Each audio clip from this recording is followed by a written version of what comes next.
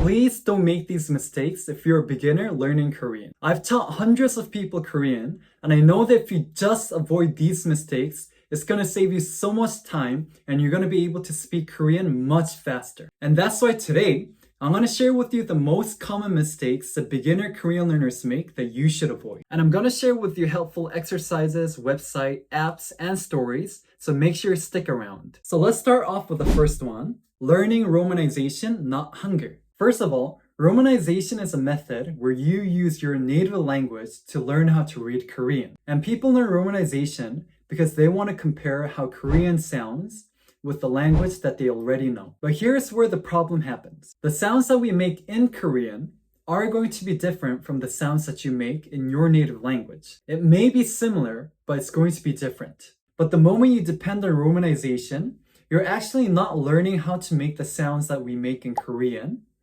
You're actually learning how to make the sounds in your native language that is most similar to the sounds that we produce in Korean. So you end up speaking Korean in your native language, which actually doesn't really make sense. And that's why people who depend on romanization still sound like they're speaking in their native language while speaking Korean. And I see this mistake from a lot of English speakers who depend on romanization. For example, we have this Korean vowel, and the romanization spelling is A-E, as in K, lay, may. So when people who depend on romanization see words like this, they pronounce it as J, 미다. But this is reading Korean in English. Because in Korean, we actually pronounce this vowel as E. So this should be pronounced as 제, 미다, not J, 미다. Like this, if you learn romanization, you're going to speak Korean in your native language. But if you learn Hangul, you're going to speak Korean in Korean. So remember, don't depend on romanization. Next is not knowing why you're learning Korean. Because depending on your purpose, how you approach the Korean language is going to completely be different. If your purpose is to take TOPIK exam, your main focus should be on Korean grammar and specifically on the TOPIK exam format. But if your purpose is to have small talks and have conversations in Korean, your main focus shouldn't be on Korean grammar. It should be on daily phrases, slang, and simple grammar rules. Or your purpose could be simple as, I want to go to a Korean barbecue restaurant and order food for my family. Then in this case, I wouldn't even buy a Korean grammar book. Instead, I would focus on specific vocabulary like 삼겹살, 김치, 물, and phrases like 주세요, please give me. Like this, broadly, everyone's goal is to learn Korean.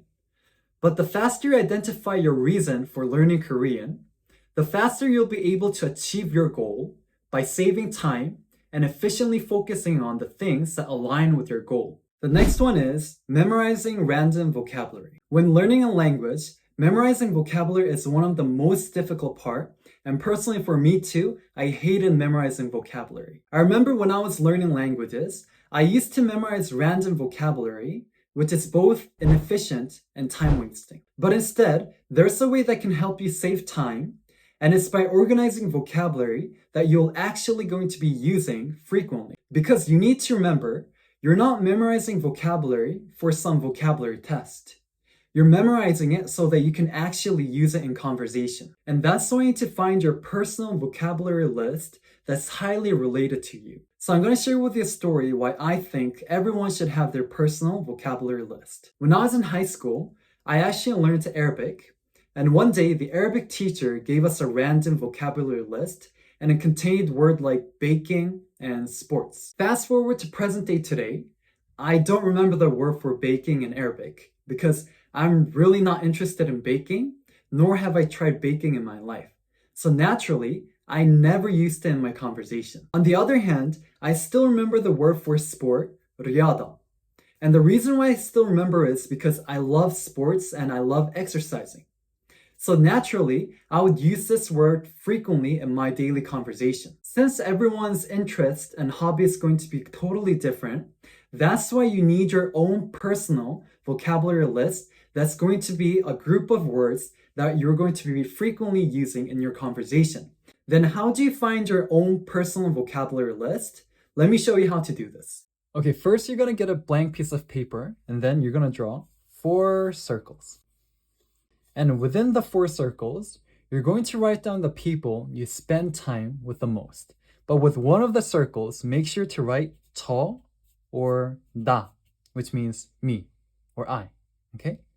And then with other ones, you can write words like 친구, family, coworker, okay? These are all going to be different for each one of you because you spend time with different people. And then from here, you're actually going to be adding 2 different circles to each of the members. And within these 2 circles, what you're going to be writing is locations you go with each person. So for example, with my family, I can go 집, house, because I spend most of the time with my family at the house. And then I can write 식당, restaurant, and do that for each one of these. And once you're done with these locations, and then what you're going to be doing is you're going to attach 2 more circles to each of the location, okay? So I'm done with these circles. I'm sorry with the drawing, it's a bit messy. But then in these circles, what you're going to be doing is you're going to be writing down verbs that you do within that location with each person, okay? For me, I wrote 한강, Han River. For me, I run. So I would say 뛰다, to run. And when I go to 한강, sometimes I just rest. Then I'd write 쉬다. Okay? I want you to fill in each of the verb according to the location and with the person that you're spending time with. So your chart should look like this.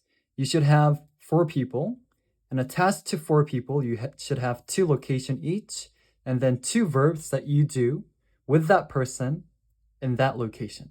So it should look like this.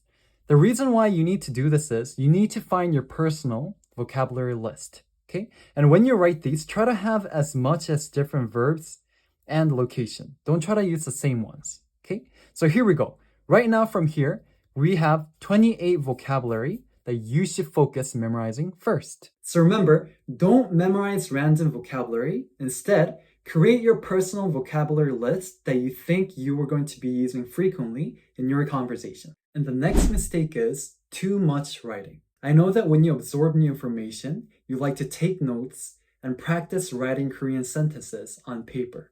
But if you keep practice writing Korean sentences, there's this one big problem that occurs. You become good at writing Korean, but not good at speaking Korean. And you need to remind yourself, you're not learning Korean for you to write perfect Korean sentences. You're learning Korean so you can convey your opinions and thoughts and have conversations by speaking in Korean. But don't get me wrong, writing and taking notes in Korean is very important. But then if your writing and speaking is 50-50, this is wrong because as soon as possible, you should be speaking much more. In fact, the moment you learn the basic Hangul, you have to start speaking. And I'm gonna share with you different ways how you can practice speaking in Korean. The best way for you to practice speaking in Korean is the most obvious one, to get a native Korean tutor. But I know sometimes tutors can be expensive, so I'm gonna give you an alternative way. Go to language exchange apps like italki, and the important part is talk to native Korean speakers. And just keep practice speaking, and here's the important part, ask them a lot of questions with your pronunciation and ask them a lot of feedback. And it's really important that you speak with native Korean speakers because you can hear the exact pronunciation and you can repeat after them and they can also correct your pronunciation. But with private tutor and language exchange program, it requires time adjustment from both sides and you might actually have no time for it or even the money. Then in this case, what can you do? You can talk to yourself. And this is a method that I use for myself to not forget. Imagine that you're in weird situations. Like for example, I imagined that I was in the middle of a lot of people that only spoke Arabic and I really needed to go to the bathroom and I had to ask. So I would force myself to say, when in hammam? Where's the bathroom? Like this, Imagine that you're in a very specific and weird situation where you need to only speak Korean to survive that situation. Other than talking to yourself, you need to be reading Korean books. And I'm going to share with you this site that I think is going to be very helpful. I'm really excited to show you this website. The website is called 두루책방. Okay? If you look at it here is all the Korean books. And let's pick, for example, this one. 김밥 만들기. You're noticing that there's going to be an autofile for this one. So you're going to listen to it and you're going to repeat. 김밥 만들기. 햄, 오이, 당근. 당근. And the level might be too easy for you. That's why if you look here, they have it in different levels like 1, 2, 3, 4, 5, 6. So let's try level 3. And let's choose this one. 생쥐와 사자. Repeat. 생쥐와 사자. Okay? You need to start speaking much more in Korean. 배고픈 생쥐가 숲속에서 먹을 것을 찾고 있었어요. 배고픈 생쥐가 숲속에서 먹을 것을 찾고 있었어요. Remember, listen to the audio and start speaking by repeating the pronunciation. Okay? One other feature about this website is that they have it into different categories. So for example, if you click here, animal, you can see books that are related to animal, and then we have 음식, books related to food. Whether you're talking with your tutor or yourself or reading a book, you need to keep talking because you need to train your tongue and mouth into a Korean speaking mouth. The next one is having no patience. When you first learn Korean, you're going to be very excited and you're going to be able to absorb a lot of information. But after a week or month, you're actually going to be feeling the opposite. You're going to feel like you're not progressing and you're going to feel like everyone else is improving except you. But you need to acknowledge the fact that everyone has their own different pace and learning method. And it takes time to find your own learning method and your pace. And you need to remember, with language learning, there's no deadline. And you just need to accept the fact that it's going to be a long run and you just got to take it day after day. So let me quickly share this story with you. Personally, I love exercising, especially running. And that's why I used to run 5 kilometers or 3.1 mile every single day. And because I like to challenge myself, I registered for a half marathon, which is 21 kilometers, which is 4 times the distance that I usually go for. So for 2 to 3 months, I kept training myself. I practiced every day, and finally, it was the day for the half marathon. On the day of the marathon, I felt really good. That's why once the race started, the first 10 kilometers honestly went by so fast because my body and legs felt so light. But once I passed the 10-kilometer mark, that's when things changed. My body felt very heavy, but I kept pushing myself. But I noticed that a lot more people were passing by me, which made me run even faster, which was a horrible idea because I had more than 10 kilometers left. So basically, I messed up my pace by comparing with other people's pace. But I kept running until I hit my limit. I still remember specifically that I was into my 17th kilometer where I really wanted to give up because my legs were swollen and my feet were bleeding. While I was struggling, I still saw people passing by me. I was thinking to myself, how are they still running at that pace while I'm so tired right now? So which made me feel even much worse. I really wanted to give up, but I did this thing that changed the remaining of the race. Looking back, I think this is a bit dangerous, but what I did was, I no longer looked ahead. I only looked at the ground, not knowing when the race would end. I no longer focused on the other contestants. I only focused on my pace. And I also did not focus on the remaining 4 kilometers. I focused on every step that I made to go forward. I just took it one step at a time until I heard a noise. I heard people screaming, and when I looked up, people were cheering at the finish line. And I finally came in the finishing line, and I came in on the top 10%. And there's a picture of me when I finished the marathon, very happy. But the important thing is, my half marathon experience is very similar to your Korean learning journey. Once you focus on your pace and not compare with other runners or learners, and once you focus on every step to go forward, one day it's going to click and everything is going to make sense. And sometimes you're going to feel like you're not improving or moving forward, but you have to endure and just focus on every step that you're taking. Thank you for listening to me today, and give me a comment if you're related to any of the points that I made. And if you liked today's video, make sure to check out these videos too.